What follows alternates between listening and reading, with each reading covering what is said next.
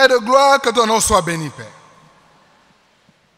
Que ton nom soit honoré par nos vies, par nos cœurs, par nos intentions, par nos pensées et par notre âme, Seigneur. Ce matin, c'est toi seul que nous sommes venus célébrer. Nous ne sommes pas venus célébrer un homme, Seigneur, mais le Dieu des dieux, le roi des rois.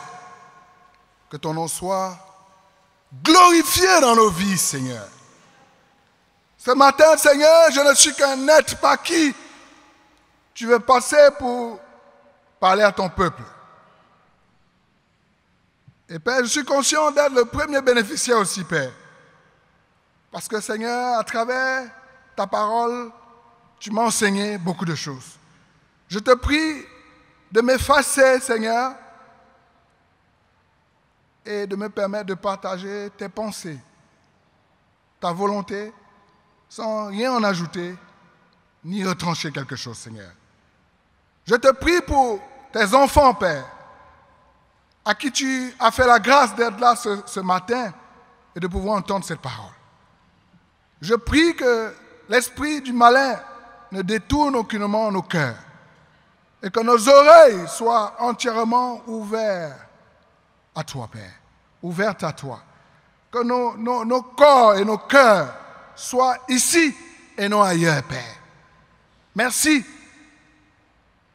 de nous donner, de nous concentrer sur toi pour ce moment, afin de sortir ici avec toi. Sois béni, sois honoré au nom de Jésus. Amen. Frères et sœurs, nous sommes dans l'année de l'adoration. Adorons le roi des rois. Amen. Le dimanche, je suis passé, l'évangéliste Francis a présenté l'adoration dans son étymologie, la définition. Et le dimanche passé, notre serviteur, le serviteur du Seigneur, Paul Okolo, a puissamment prêché la parole sur comment adorer le roi des rois. Amen, frères et sœurs. Il avait dit qu'il fallait adorer en esprit et en vérité, frères et sœurs. Et nous allons continuer, frères et sœurs, d'introduire ce thème qui est immensément vaste. Et Dieu me fait la grâce d'introduire ce matin avec le roi des rois. Adorons le roi des rois. Le roi des rois, amen, frères et sœurs. Lisons Luc 4, verset 8.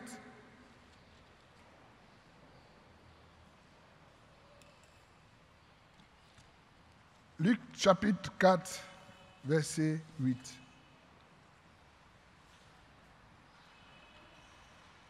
Jésus lui répondit, « Retire-toi, Satan. En effet, il est écrit, c'est le Seigneur ton Dieu que tu adoreras, et c'est lui seul que tu serviras. » Amen, frères et sœurs. Vous voyez, frères et sœurs, en tant que communauté qui a l'habitude de se rassembler pour partager la parole de Dieu, certaines choses qui semblent déjà acquises ne le sont pas encore. Amen, frères et sœurs.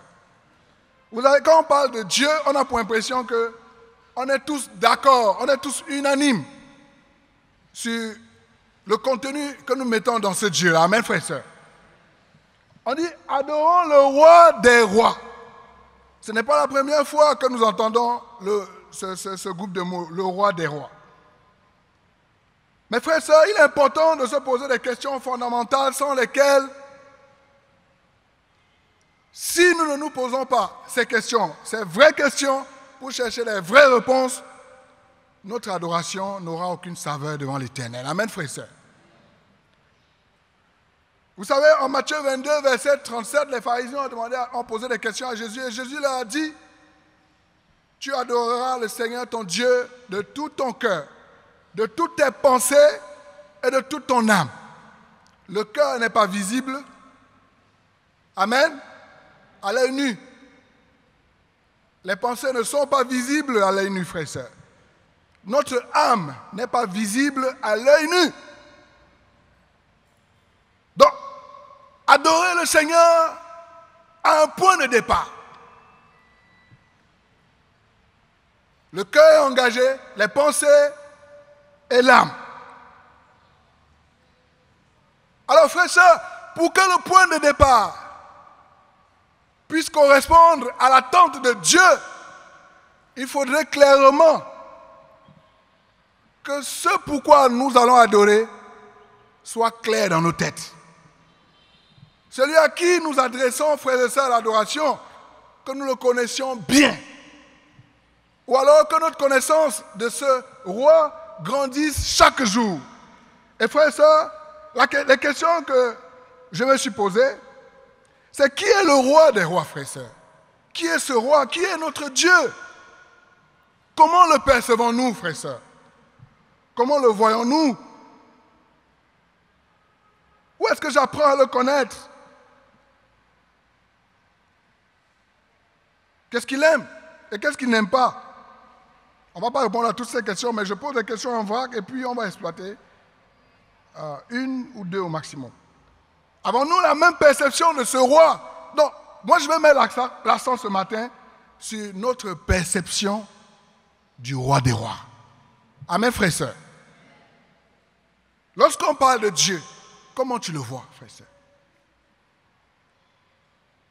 Vous savez, la perception est une réunion, frères et sœurs.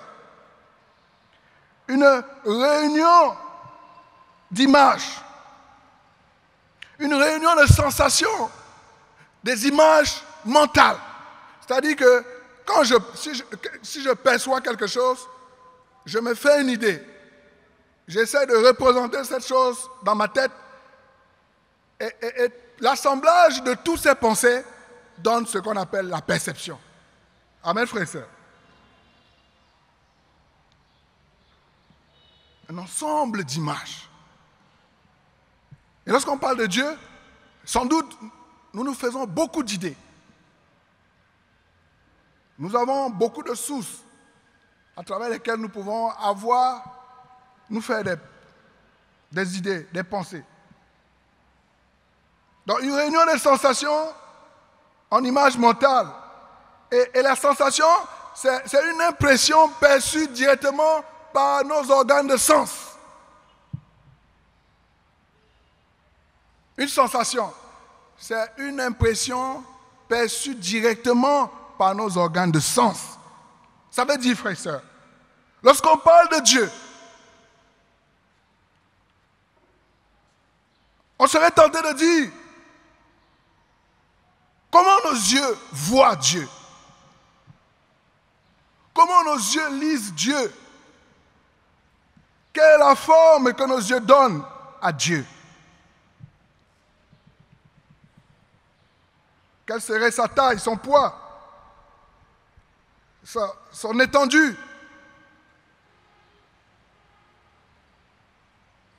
Comment mes oreilles entendent Dieu? Comment mes oreilles écoutent Dieu? Quels sont les sons qui me parviennent de la part de Dieu? Ces questions ne sont pas vaines, mes frères et sœurs. Dans quel ton Dieu me parle?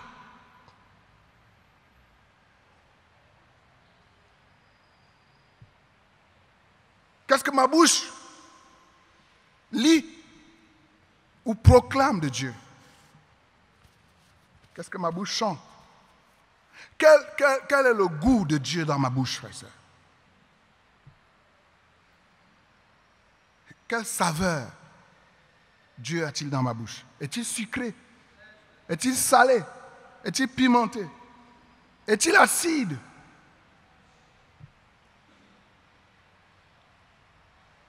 Comment mes narines sentent Dieu, frère et sœur? C'est quel parfum Dieu dégage? C'est quelle odeur? Y a-t-il des odeurs que quand je sens, je sais que Dieu est autour? C'est des questions comme ça, frère et sœur. Amen. Qu'est-ce que je sens au niveau de ma peau ou sur mon corps? Dieu est-il chaud? Est-il froid? Est-il tiède? Dieu me donne-t-il de la chair de poule?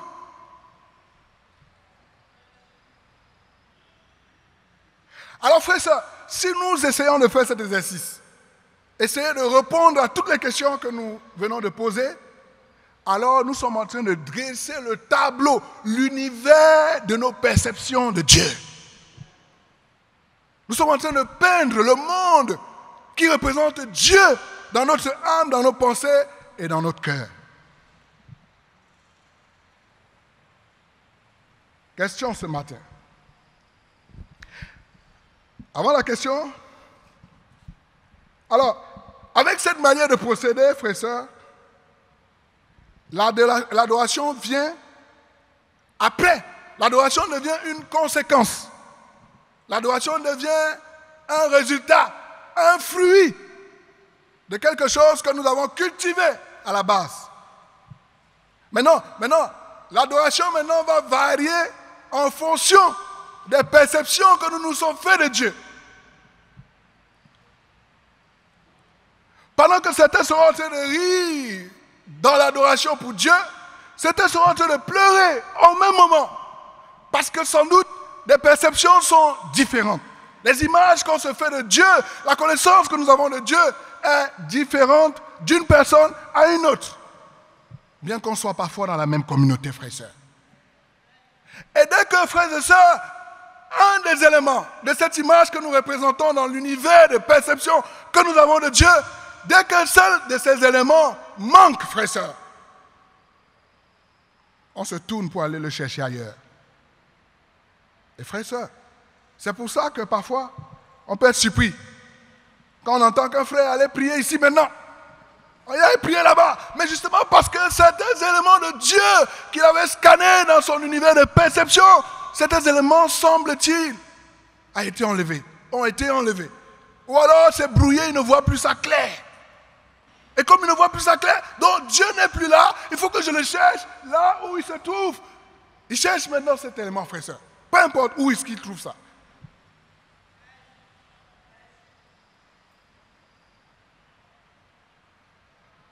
Est-ce que nous sommes ensemble ce matin, frère et sœur?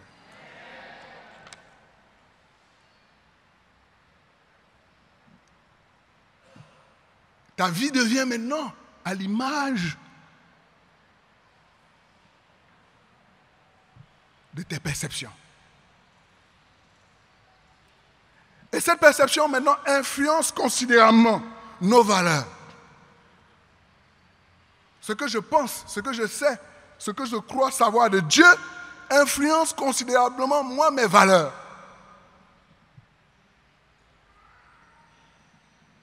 Tel un homme pense, frère, c'est répondant, tel qu'il est. Tu ne peux pas penser autre chose et être autre chose, ce n'est pas possible. La pensée, le philosophe disait que la pensée précède l'action, frère et sœur. Non, la perception, l'image que je me fais de Dieu précède mes valeurs. Ça veut dire que mes valeurs sont en fonction de l'image, de la représentation que je fais de Dieu.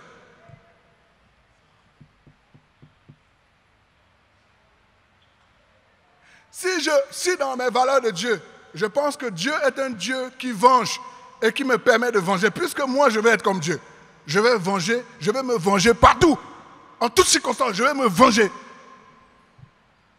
Je donne cette image pour que vous compreniez, frères et sœurs, ce qu'on met dedans. Si je pense que Dieu est un Dieu de guerre, qui fait la guerre en tout bout de chemin, moi je vais faire la guerre. Oui, même si mon Dieu est comme ça. Mes valeurs influencent considérablement le type ou bien le mode d'adoration que j'adopte pour ma vie. Mes valeurs sont influencées. Mes choix sont influencés. Mes priorités sont influencées. Qu'est-ce qui vient avant? Donc, parfois, nos choix de vie ne sont pas liés à nous proprement, mais c'est lié aux perceptions et à l'image qu'on se fait de Dieu. Quelles sont mes priorités? Donc, dis-moi tes priorités et je te dirai tes valeurs de Dieu. Mon comportement, ma conduite, mes pratiques sont la conséquence, la résultante de comment je vois Dieu. Donc, à travers ma marche, on peut savoir si c'est le roi, le premier là, le premier roi, ou alors les rois au pluriel là. À travers ma marche, ma conduite, ma manière d'être, de faire, d'agir, de penser, de croire, on peut savoir tout de suite à qui je me soumets. Et ce que je vous dis, frères et sœurs, ce n'est pas moi qui l'ai inventé. Amen. Voilà, on relit la Bible. Dans le livre de Luc, c'est un exemple. Luc 4, le chapitre qu'on vient de lire, commençons au verset 2. Non, verset 1 d'abord. Jésus, rempli de Saint-Esprit, revint du Jourdain. Il fut conduit par l'Esprit dans le désert, où il fut tenté par le diable pendant 40 jours. Il ne mangea rien durant ces jours-là. Et quand cette période fut passée, il eut faim. Le diable lui dit, si tu es le Fils de Dieu, ordonne à cette pierre de devenir du pain.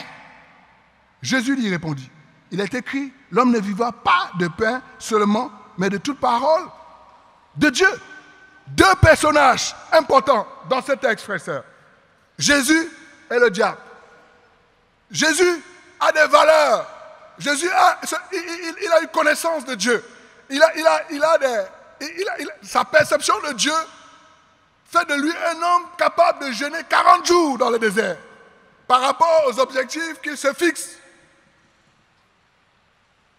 Jésus n'a pas décidé de jeûner pour jeûner, frère et sœur. C'est par rapport au roi en qui il a mis sa confiance. L'image qui se fait de ce roi. Et pour Jésus, pour réussir ce pourquoi il a jeûné, il faut qu'il prenne 40 jours en fonction des valeurs de ce Dieu. Et il se met dans les dispositions de ce Dieu pour atteindre cet objectif. Parce qu'il connaît ce Dieu-là, frère et sœur. Amen. Maintenant, deuxième personnage secondaire, le diable. Lui aussi il connaît Dieu. Mais la question que je me pose, est-ce le premier Dieu ou les autres dieux là? Parce que regardez ce qu'il y a dans ses valeurs, frère et sœur. Il dit, Jésus, si tu es vraiment le Fils de Dieu, alors ordonne à cette pierre de devenir du pain. Ordonne à ces pierres de devenir du pain. Bon, Satan, est-ce qu'il y a des gens qui ont faim autour? Est-ce qu'il y a une population qui a faim? Pour que Jésus va ordonner aux pierres de devenir du pain, pour qu'ils mangent. Donc, Satan, les valeurs, c'est que ici, Satan est en train de demander à Jésus, non seulement de faire du spectacle, de faire des miracles inutiles. Parce qu'en multipliant ces nombreux pains là, je ne sais pas à quoi ça va servir dans le désert là-bas. Voilà.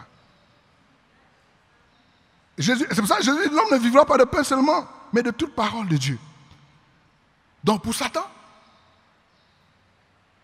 le Dieu que je sais, que j'adore, est un Dieu qui est spectaculaire. Il fait du spectacle partout pour rien, inutilement, il fait seulement. Il gaspille les énergies pour rien comme ça. Pour plaire seulement, pour prouver qu'il est. Pour prouver que tu es vraiment fils de Dieu, il faut faire un spectacle, un miracle. Il faut prouver. Voilà, Satan est dans une démonstration des preuves. Voilà, par les œuvres, Satan veut voir que tu es vraiment fils de Dieu. Voilà les valeurs de Satan, les perceptions que Satan se fait de Dieu. Et Jésus l'a sérieusement repris. Verset 5, la Bible dit, le diable l'amena plus haut, sur une montagne, et lui montra en un instant tous les royaumes de la terre. Puis il lui dit, je te donnerai toute cette puissance et la gloire de ces royaumes, car elle m'a été donnée et je la donne à qui je veux. Sinon, tu te prosternes devant moi, elle sera toute à toi. Sinon, tu te prosternes, mais si tu es vraiment le Fils de Dieu, bon, maintenant, si tu es vraiment le Fils de Dieu, je te donnerai tous ces royaumes-là parce que tu vas te prosterner devant moi. Donc, pour Satan, dans les valeurs de son Dieu, on peut avoir Dieu, mais devenir Dieu pour les autres. Parce que dès que les gens se prosternent devant toi, tu deviens Dieu. Tu deviens un roi. Rapport de supériorité, c'est un roi. Il voulait devenir Dieu pour Jésus. Que Jésus se prosterne devant lui pour recevoir. Ouais. Donc pour Satan, son Dieu peut permettre, et ça va dans les valeurs du Dieu de Satan, quand on se prosterne devant les humains, quand on se prosterne devant des objets, et qu'on l'adore, des faux dieux, un faux Dieu dans un faux Dieu. Et Jésus lui dit,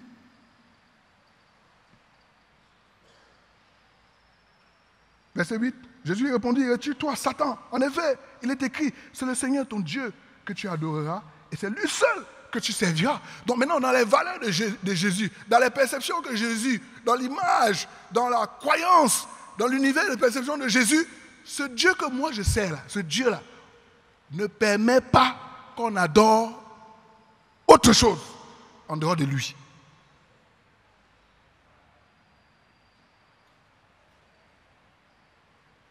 Il dit, tu n'adoreras que Dieu et rien que Dieu seul. Il ne partage pas son autorité, il ne partage pas son trône avec quelqu'un. C'est lui seul qui mérite l'adoration. Donc, et continuons. Verset 9. Le diable le conduisit encore à Jérusalem, le plaça au sommet du temple et lui dit, si tu es le Fils de Dieu, jette-toi d'ici en bas, car il est écrit, il donnera à ton sujet, ordonne à ses anges de te garder. Et ils te porteront sur les mains, de peur que ton pied ne heurte une pierre. Jésus lui répondit, il est dit, tu ne provoqueras pas le Seigneur ton Dieu. Donc dans les valeurs de Satan, dans les valeurs du diable, tu peux provoquer ton Dieu. Il faut que vous compreniez où on est en train d'aller, frère et sœur. Ou bien on n'est pas ensemble. Dans les valeurs de Satan, là, le Dieu que lui adore, bon, le roi, par exemple, c'est pas le premier là. Pas le premier. C'est les autres rois là. Donc dans ces valeurs, on peut provoquer son Dieu. Et c'est pour ça que Jésus le reprend en disant, tu ne provoqueras, il est écrit que tu ne provoqueras pas Dieu. Donc, si ton univers de perception n'est pas clair, tu risques de te retrouver du côté de Satan. Amen, frère et soeur. Maintenant, si c'est clair, comme chez Jésus c'est clair, il ne doute pas, il ne cherche pas les réponses. Si c'est clair, tu te retrouves du côté de Jésus. Vous savez, frère et soeur, le monde a connu des rois. Le monde a connu des hommes influents.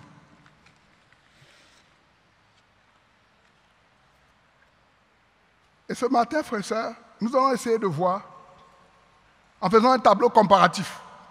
C'est-à-dire qu'on va dresser, tu fais sur ton papier un tableau, tu divises en deux.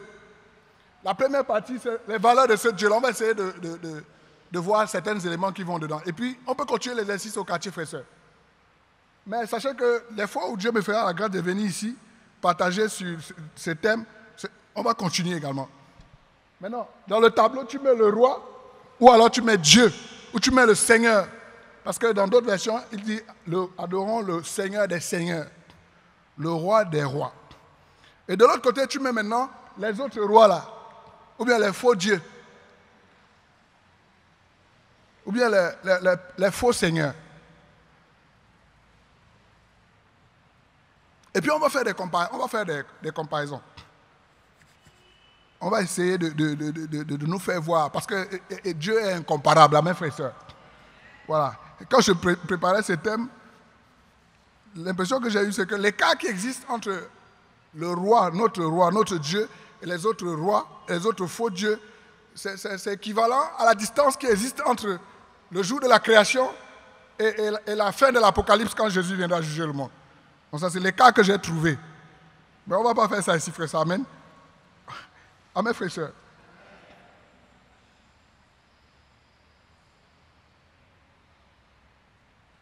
Donc, si nous avons déjà dressé le tableau comparatif, lisons un passage biblique. Exode 3, versets 14 à 15. Qui est ce Dieu-là, frère et sœur? Exode 3, versets 14 à 15.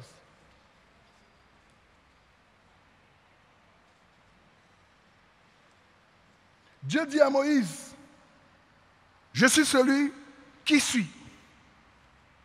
Et il ajouta, voici ce que tu diras aux Israélites. Je suis m'a envoyé vers vous. Dieu dit encore à Moïse, voici ce que tu diras aux Israélites. L'Éternel, le Dieu de vos ancêtres, le Dieu d'Abraham, le Dieu d'Isaac et le Dieu de Jacob, m'envoie vers vous. Tel est mon nom pour toujours. Tel est le nom sous lequel on fera appel à moi de génération en génération, frères et sœurs.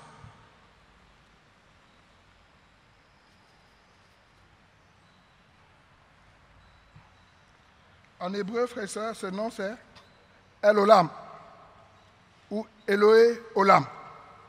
C'est-à-dire qu'un Dieu qui ne mourra jamais, dont l'existence n'a ni début ni fin. Ni début ni fin. Bon, personne n'a créé Dieu. Personne ne l'a créé. Dieu est Dieu. Il est. Il a toujours été et il est. Et Moïse, qui reçoit la mission d'aller demander à Pharaon de libérer son peuple, dit, mais moi je vais aller vers ce peuple-là. Je vais leur dire que toi c'est qui maintenant? Je vais leur dire, est-ce qu'ils te connaissent?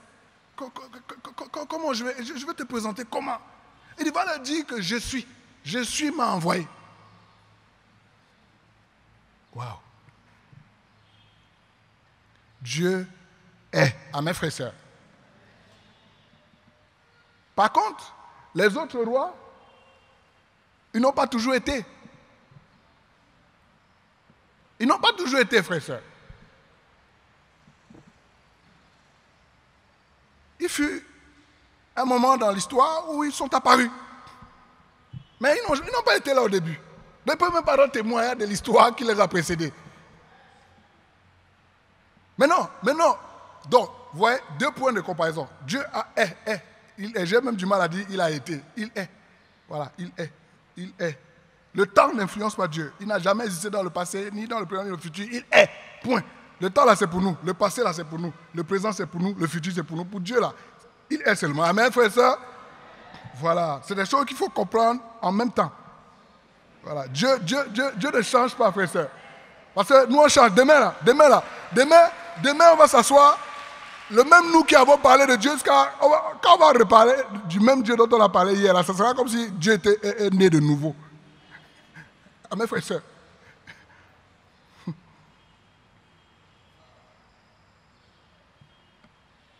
Maintenant, regardons ce que Dieu dit, lui-même Dieu qui a toujours existé, frères et sœurs. Il y a tellement d'éléments.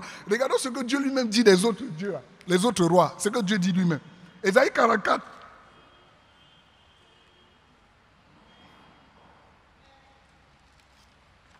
Ésaïe chapitre 44. Je lis ça dans le français courant.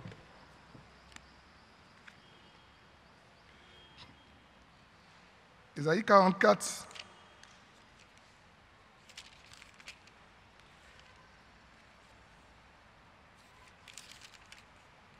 C'est un long texte, frère et soeur. On va le lire. À partir du verset 9. Regardez ce que Dieu dit des autres dieux. Il dit, ceux qui fabriquent les statues des faux dieux ne sont rien et leurs beaux objets ne servent à rien. Ces statues sont leurs témoins à eux, mais des témoins qui ne voient rien, qui ne savent rien et qui les couvrent de honte. Fabriquer un dieu, former une statue qui ne sert à rien, c'est une chose stupide. Tous ceux qui s'attachent à une statue se couvrent de honte. Les artisans qui la fabriquent ne sont que des hommes. Qu'ils se rassemblent, qu'ils se présentent tous, ils auront peur, ils seront couverts de honte. Le forgeron aiguise un ciseau sur des charbons brûlants. Il le travaille à coups de marteau avec la force de son bras. Mais dès qu'il a faim, il n'a plus de force. S'il ne boit pas d'eau, il est épuisé. Le sculpteur mesure son morceau de bois avec une corde. Il dessine la statue du faux Dieu avec de la craie. Il taille le bois avec un ciseau et il le polit avec une lime. Le sculpteur prend modèle sur un être humain que moi Dieu j'ai créé. Un homme très beau. Et cette statue sera placée dans un lieu sacré. Il a coupé un bel arbre comme le cèdre. Il a choisi un arbre solide comme le chêne ou un autre grand arbre. Il les a laissés grandir dans la forêt que moi Dieu j'ai laissé pousser. Ou bien il a placé un grand arbre comme le pin. Il l'a Et la pluie le fait pousser. La pluie que je laisse tomber, moi, Dieu.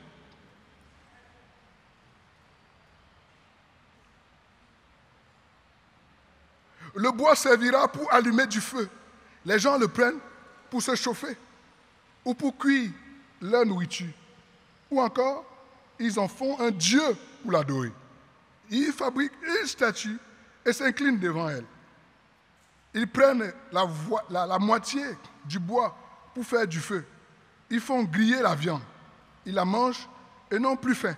Ou bien, ils se chauffent en disant, ces bois chauffent bien. Cette flamme est agréable. Avec le reste du bois, ils fabriquent un dieu, une statue. Ils s'inclinent devant elle, l'adorent et font cette prière. Tu es mon Dieu, sauve-moi. Oui, frère et sœur. Ces gens ne savent rien. Ils ne comprennent rien. En effet, leurs yeux, c'est-à-dire que les yeux de leur Dieu, leurs yeux et leurs esprits sont bouchés. Ils ne voient, ils ne peuvent pas voir. Ils ne peuvent pas comprendre. Personne ne réfléchit en lui-même.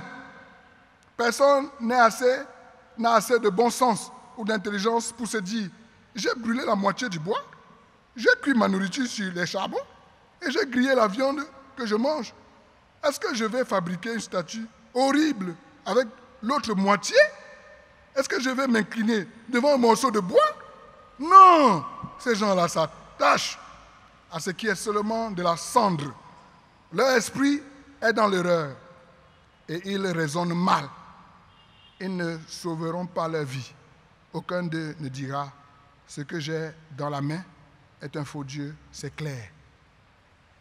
Aucun Dieu. Ils sont perdus dans leur idolâtrie. Voilà ce que Dieu dit. Voilà ce que Dieu dit, frères et sœurs. Si nous prenons simplement ce texte et nous essayons de sortir les liens de comparaison, premièrement, notre Dieu parle, amen, frères et sœurs. Oui, notre Dieu parle. Ce n'est pas un Dieu sourd. Il parle. Il n'est pas muet, il parle. Et les autres dieux ne parlent pas. Parce que Dieu dit ici, on leur fait des bouches, mais des bouches qui ne parlent pas. On leur fait des oreilles qui n'entendent rien du tout. En plus, on les fabrique. C'est l'adorateur qui fabrique l'objet d'adoration. C'est quoi ça? C'est que celui devant qui tu vas te prosterner, c'est que tu fabriques ton Dieu et tu le proclames Dieu dans ta vie. Quand il tombe, il ne peut pas se relever. C'est toi-même tu le relèves. Ah, mon Dieu est tombé.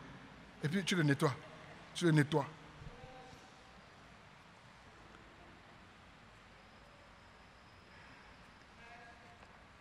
Bon, vous savez, frères et sœurs, c'est un texte extraordinaire et lorsqu'on le présente comme ça,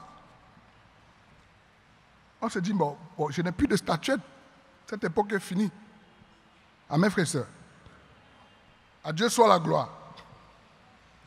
Maintenant, si tu adores du bois, si tu adores des objets, dans cette catégorie-là, il y a trois, dans ce groupe-là, il y a trois grands groupes dedans encore.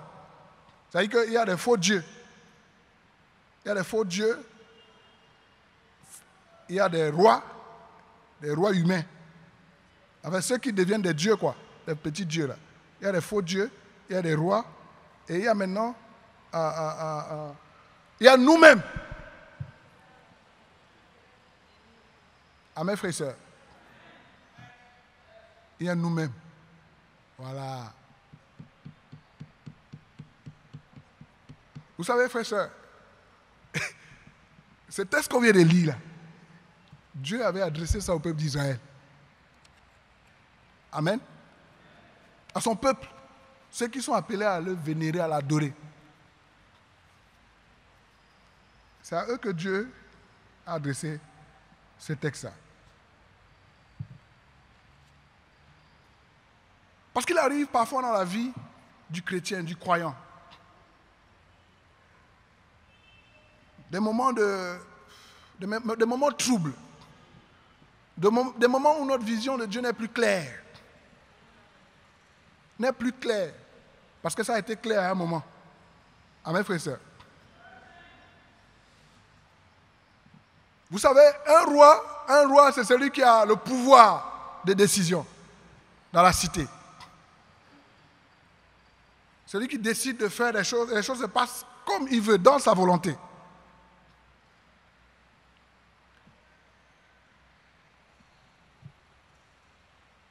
Et nous,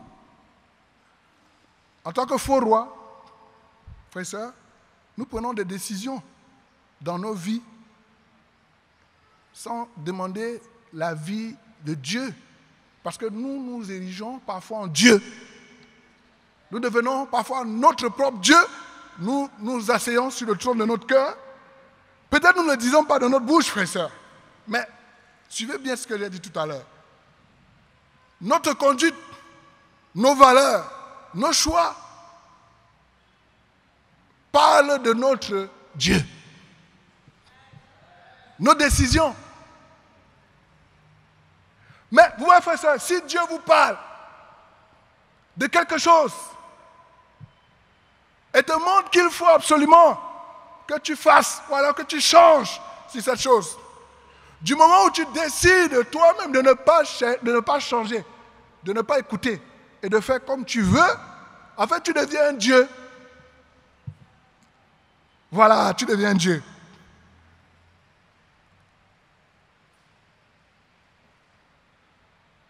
On peut être tous à l'église.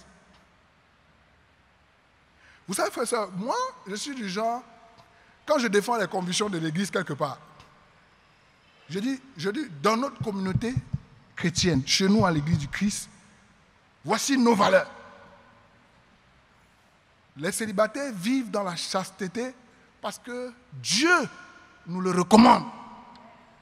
Ce sont nos valeurs. Les mariés vivent dans la fidélité parce que ce sont nos valeurs. Ça veut dire que c'est ça qui est la vérité et c'est ce que nous pratiquons. Ce sont mes convictions, frères et sœurs. Vous savez, plusieurs fois, j'ai présenté le tableau de l'église comme ça et j'étais avec certains frères de l'église. Et vous savez, certains m'ont repris et ils ont dit, ah, tu ne peux pas prendre position pour toute l'église, hein, parce que tu ne sais pas qui est qui dans l'église là. Ah, mon gars, si toi, c'est ce que tu vis là, ne pense pas que tout le monde vit comme ça, hein? Je te dis en même temps. Je dis, mais mon ami, je reconnais qu'on est tous pécheurs. Amen, frère et soeur. Je reconnais qu'on peut tomber, on peut faiblir. On peut faire une erreur. Mais si on ne prend pas conscience, si on ne réalise pas que c'est une erreur pour revenir à Dieu, en fait, ce qu'on n'est plus de cette communauté, ce qu'on n'est plus de Dieu, puisqu'on devient son propre Dieu. Donc, pour ma part, tous les membres de l'Église sont ceux qui sont soumis à ce roi, la frère. C'est-à-dire que c'est des personnes qui, quand ils pêchent, ils se repentent devant Dieu. Ils changent. Parce que Dieu ne partage pas son trône. Dès que tu commences à prendre des décisions personnelles qui n'ont rien à voir avec Dieu, tu deviens Dieu. Et quand je parle de l'Église, je parle de cette Église soumise à Jésus, frères et sœurs. Et nos valeurs ne changeront jamais. Voilà. Nos valeurs ne changeront jamais, frères et sœurs. Mes valeurs peuvent changer. Si je décide de devenir Dieu dans ma vie, mes valeurs changent. Ce n'est pas l'Église qui a changé. C'est moi qui ai changé. Maintenant, tes valeurs peuvent changer. Nous, les valeurs de cette Église, de cette communauté, on peut se diviser en peut-être toute cette partie. Bon, ça ne va pas arriver. Mais je dis, à supposer que tout ce monde décide de changer, de devenir Dieu dans leur propre vie, et qu'il reste même 2, 3 personnes qui sont là au nom de Jésus-Christ, l'Église n'a pas changé, frères et sœurs. C'est des choses qu'il faut aussi qu'on comprenne bien, mes frères et sœurs. Voilà. Parce que quand on a souvent eu des situations difficiles dans l'Église, on dit l'Église est tombée. Mais quelle Église qui est tombée? C'est toi qui es tombé. C'est toi qui es tombé. L'Église ne tombera jamais, frères et sœurs. L'Église ne tombera jamais. Mais nous, on peut faiblir, on peut tomber, on peut fléchir chez nous, on peut pleurer, c'est difficile. Mais l'Église du Seigneur sera toujours debout. Même si elle pleure, elle ne quittera jamais ce roi des rois, frères et sœurs. Amen, frères et sœurs. Et frères et sœurs, nous allons terminer avec une image dans un livre de 1 Samuel pour nous présenter le tableau comparatif de ce Dieu. Nous allons prendre une image dans 1 Samuel Et nous pouvons continuer cette méditation à la maison, mes frères et sœurs. 1 Samuel chapitre 5. On va voir le croisement. Tout à l'heure, on a vu Dieu qui parle des autres dieux. Maintenant, on va voir une situation de face à face. C'est-à-dire que, voilà, Dieu a parlé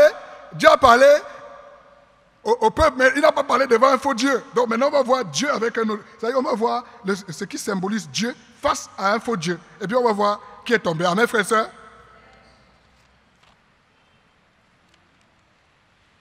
« 1 Samuel, chapitre 5.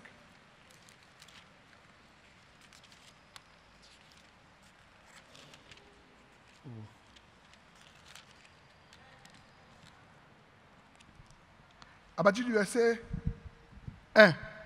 1 Samuel, chapitre 5. À partir du verset 1. Les Philistins prirent l'arche de Dieu et la transportèrent d'Ebenezer à Asdod. Vous savez, l'arche de Dieu marquait la présence de Dieu au milieu de son peuple. Amen, frères et sœurs. Voilà, ça veut dire que, comme la Bible dit que Dieu est esprit, on ne peut pas le voir. Bon, maintenant, comme Dieu est en train d'éduquer son peuple aux choses spirituelles, à la vie spirituelle, alors Dieu, pour les aider,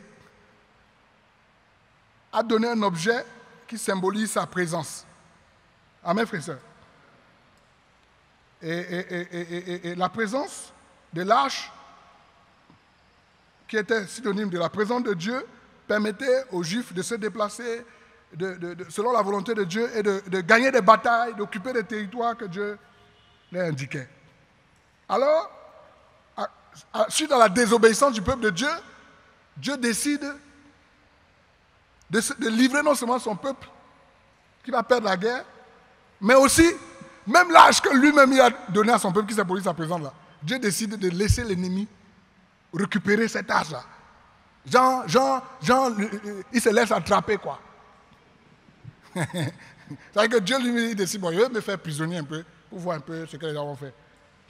Les Philistins prirent l'arche de Dieu et la transportèrent d'Ebenezer à Asdod. Après s'être emparés de l'arche de Dieu, les Philistins la firent entrer dans le temple de Dagon et la placèrent à côté de Dagon. Voilà, leur Dieu. Ils ont fabriqué un Dieu en bois, costaud. Ils l'ont placé comme ça, Dagon. Regarde ici, là. 24 heures sur 24. Il ne dort pas, il ne mange pas, il ne vit pas, il est là seulement. Mais on croit en lui. C'est eux-mêmes qui l'ont fabriqué d'ailleurs. Il y a des passages qui disent que les Philistins, c'est eux-mêmes qui ont fabriqué Dagon. Verset 3. Le lendemain, c'est qu'ils ont attrapé Dieu. Genre, ils sont venus, ils disent, bon, ah, notre Dieu Dagon. Ah, nous on t'a envoyé ton prisonnier. Donc voilà, il faut le garder, il faut le gérer, fais de lui ce que tu veux.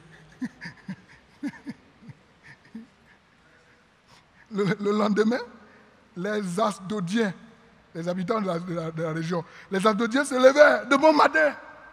Ils sont venus au temple pour prier. Ah, qu'est-ce que Dieu a fait de ce Dieu-là? Qu'est-ce que Dagon a fait? De bon matin, et trouvèrent Dagon étendu, le visage contre terre, devant l'arche de l'Éternel. Quel scandale pour les Philistins, pour les Asdodiens, frères et sœurs. Mais on a envoyé ton prisonnier. On t'a envoyé un prisonnier qu'on a capturé au prix de notre sang. Et toi, au lieu que le gars se posait devant toi, c'est toi qui te posais devant lui. Non, ce gars, redresse-toi, c'est toi, c'est lui qui doit se poser devant toi. Comment?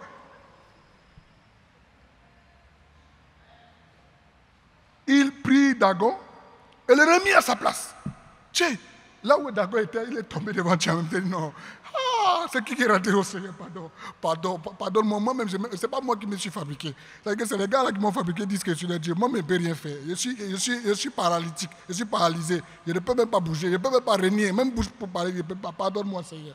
C'est sûr, bon, là, c'est mes pensées. C'est sûr que c'est les prières que Dagon ferait à Dieu. Demander pardon au sol. Parce qu'il ne sait pas quel sort ça, Dieu peut lui réserver. Verset 4. Le surlendemain, ils se levèrent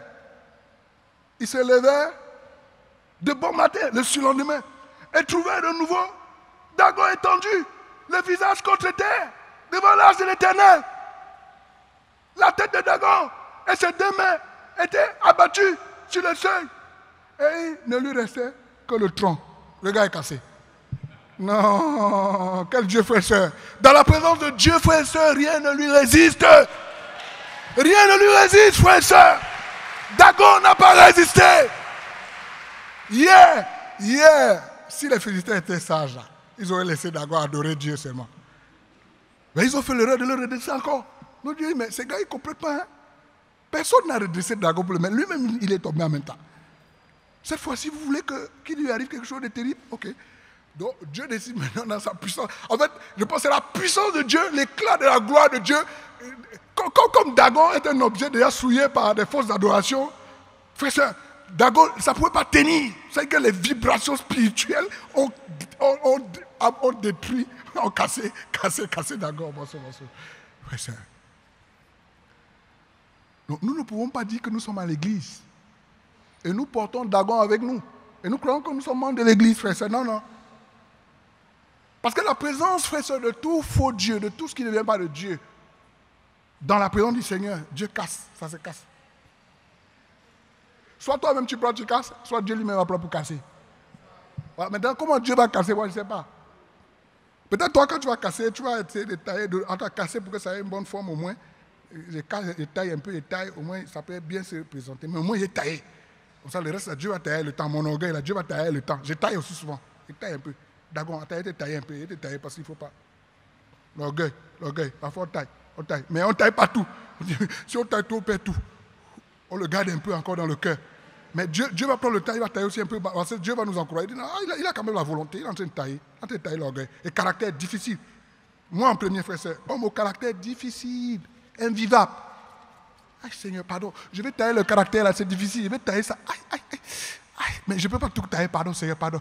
Je vais tailler l'autre demain, pardon. Dans une semaine, dans un mois, pardon, un peu. La douleur là est trop forte. Tu tailles toi en même temps, ça va être terrible. Amen. Dieu dit, ok, durant ta vie sur terre, je vais former ton caractère jusqu'à ce que tu ressembles à Jésus. Et ce processus de taillement là, c'est l'adoration. Tu es en train d'adorer Dieu. Tu es en train d'adorer. Maintenant, si tu dis, je ne taille pas, je ne taille pas.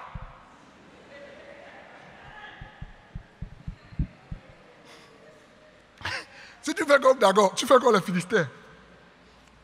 Dagon, lève-toi, assieds-toi là-bas. Voilà ton prisonnier. D'accord. Tu as te dit, orgueil, reste à ta place. Attends, c'est eux qui ont mis ça ici, là. Ils savent où je suis né. Ils connaissent mes parents. Ils connaissent ma culture. Ils ne savent pas que chez nous, là, on est comme ça. D'accord. Donc, frère et soeur, vous savez, frère et soeur,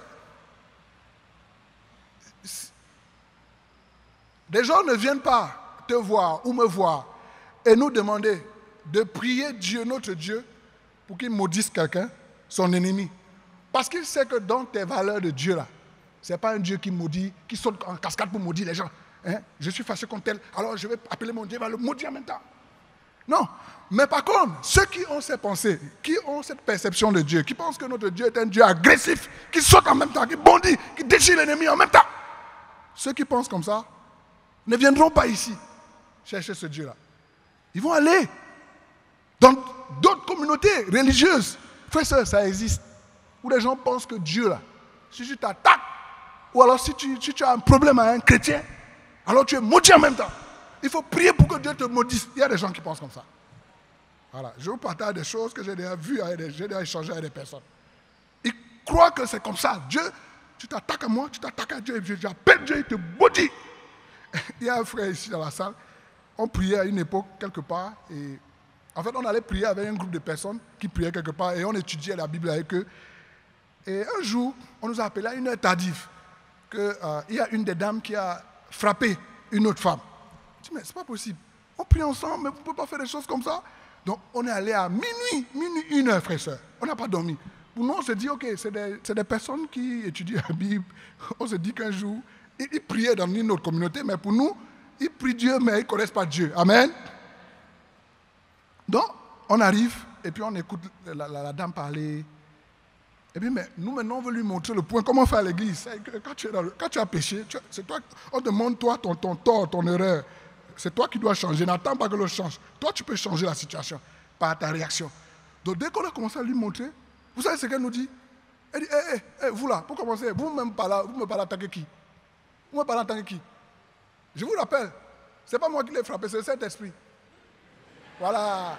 Parce qu'elle s'est attaquée à la fille de Dieu, dont le Saint-Esprit l'a frappé, chicoté bien même. Donc maintenant, vous là, si vous voulez vous mettre de son côté là, je suis vous amener, j'appelle le Saint-Esprit maintenant et il fait le travail sur vous. Bon, j'ai dit, mon frère, pardon, tu sais, son Saint-Esprit dont tu parles là, comme on ne maîtrise pas ça, on n'a qu'à quitter ici en même temps. Bon, c'est quand il dit que le Saint-Esprit va venir nous frapper. Il y a des gens qui vont prier dans des églises et qui continuent d'aller voir des marabouts. Parce que dans l'église où ils prient, ils ne voient pas ce côté de magie là. Il ne voit pas. Ça lui manque. Mais il faut qu'il cherche ça. Qui est cet adorateur qui a ce Dieu qui peut faire la magie pour moi, pour changer ma vie, pour que j'ai un enfant? On m'a dit qu'il y a un monsieur quelque part dans telle ville. Attends, qui peut m'orienter? Ah, il y a un marabout ici, il y a un marabout là-bas. On s'en va le voir pour changer nos vies. Frère, sœur. On peut être assis ici. Hein. Ah, on ne sait jamais.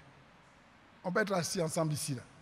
Après le culte, certains vont se retrouver encore quelque part, en train de prier une calebasse quelque part. On ne sait jamais, frère et sœur. Mais le Seigneur, frère et sœur, ne partage pas son autorité avec un autre Dieu. Amen, frère et sœur. Nous pouvons continuer cet exercice à la maison, parce qu'il est temps. Nous pouvons continuer cet exercice, mais rassurez-vous, je vous partagerai d'autres méditations, les autres pasteurs aussi, quand ils viendront, ils partageront aussi des messages qui vont continuer de nous permettre de vivre une adoration exceptionnelle. Amen, frères et sœurs. Notre Dieu est un grand Dieu. Il ne ment pas, frères et sœurs. Il est incomparable.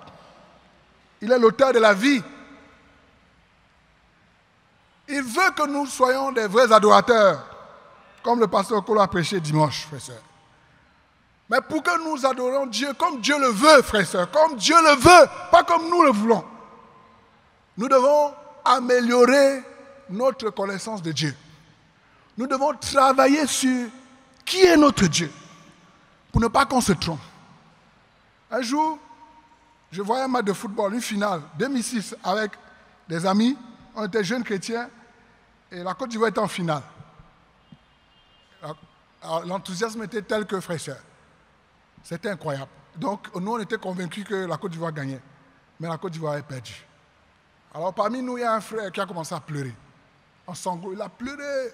Et puis, dans ses pleurs, il dit, non, Seigneur Jésus, c'est pas normal. Alors que tu m'as dit qu'on allait gagner. Mais pourquoi on n'a pas gagné? Il dit, frère, Jésus t'a dit qu'on allait gagner. Il dit, non, mais la Bible dit que c'est pas la foi. Donc, j'ai prié. Je suis qu'on a gagné. Mais tu penses que quand tu pries là, les autres ne prient pas aussi dans leur côté, quoi. Oui, frère, ça.